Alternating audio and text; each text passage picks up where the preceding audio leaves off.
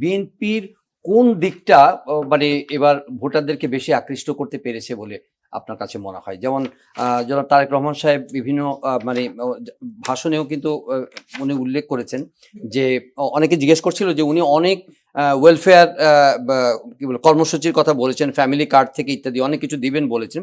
এটার financial road ম্যাপটা জানতে চায় অনেকে, অর্থায়নটা কোত্থেকে হবে।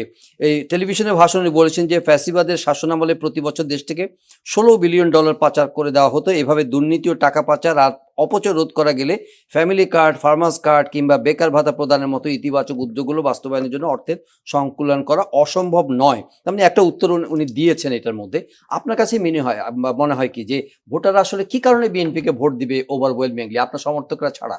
বাকি যে সুইং বা আনডিসাইডেড যারা আছেন অথবা যারা ভাসমান আছেন এখন পর্যন্ত আওয়ামী লীগ বা অন্য কোনো ফ্রন্ট। দেখেন, ভোটাররা তো সব এক ক্যাটাগরির না, বিভিন্ন শ্রেণী, বয়স, জেন্ডারের কথা বলি আমরা, বিভিন্ন এতে।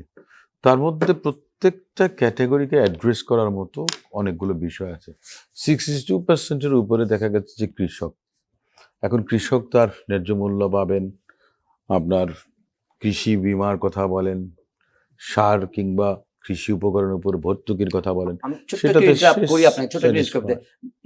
But these are not at all a new idea. না আমি বলছি না নিউ আইডিয়া না, কিন্তু কথাটা হচ্ছে একটা আছে ফুলিয়ে ফাঁপিয়ে বলা এক জিনিস। আপনি মনে করেন যে অনেক কিছু বললেন, অনেক স্বপ্ন দেখালেন, কিন্তু বাস্তবায়নতে আপনি কিভাবে করবেন? সিস্টেম লস যদি আপনি কমাতে পারেন, রেভিনিউ যদি আপনি বেশি আর্ন করতে পারেন, এই যে আমরা বললাম যে টাকা পাচার যেটা, আপনি সেটা যদি প্রতিরোধ করতে পারেন, গুড গভর্নেন্স যদি আপনি দিতে পারেন, তাহলে সবকিছুই কিন্তু সম্ভব।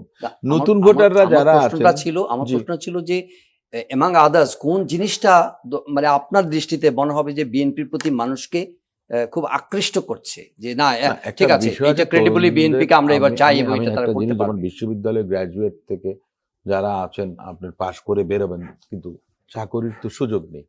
এই যে কর্মক্ষেত্র সুযোগ তৈরি করা, যেটা এটা একটা বিষয়। আমি তো বলেছি যে এক একটা ক্যাটাগরিকে এক একভাবে আপনাকে অ্যাট্রাক্ট করতে হবে। ওভারঅল আপনি করতে পারবেন এমন কোনো কিছু নেই। সবচেয়ে বদ্ধপরিকর যে কথাটা, সেটা হচ্ছে যে আপনি গুড গভর্নেন্সের কথা বলাচ্ছেন, এরাডিকেশন অফ কারাপশনের কথা বলা হচ্ছে।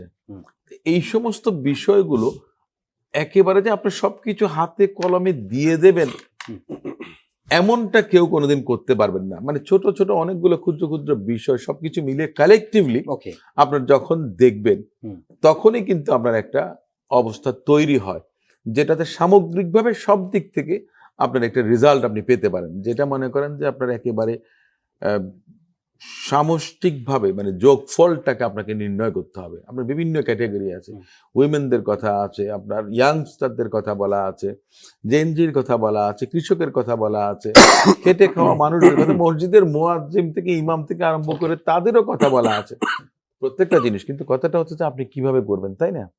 আপনি যে ফ্যামিলি কার্ডের কথা উনি বলেছেন, 4.5 কোটি পরিবার 2,500 টাকা করে মাসে দিতে গেলে সেটা কিন্তু অনেক বড়।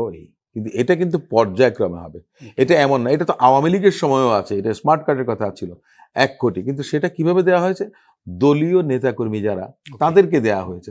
তো এটা হওয়া উচিত বাংলাদেশের জনগণের জন্য। তো এই বিশ্বাস, এই আস্থাটা যদি থাকে, এবং আপনি এক রাতে সবকিছু পারবেন না, আপনাকে পর্যায়ক্রমে করতে হবে।